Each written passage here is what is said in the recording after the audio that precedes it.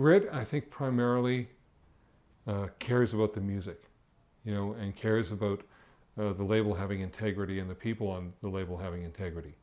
And so the contracts for the company are unusual in that they're brief, they're to the point, and that they're to everybody's advantage.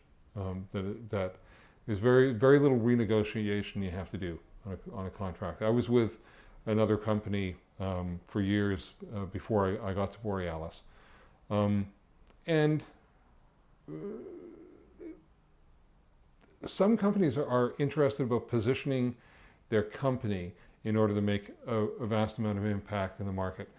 Grit is interested in the artist achieving their potential, and that if the artist achieves their potential, then the label's going to do just fine because the artist is doing exactly what they're supposed to do. And I think that's an entirely different way of looking at it, is rather than looking at the potential of the label, looking at the potential of the artist.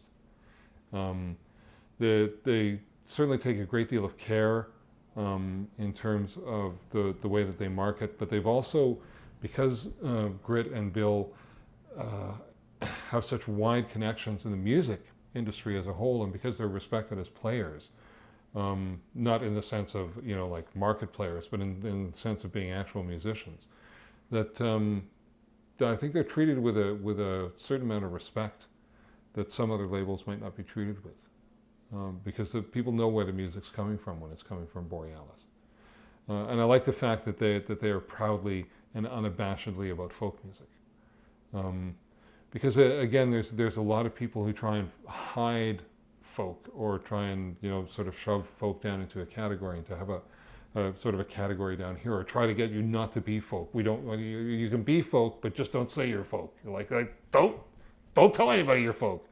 Don't ask, don't tell.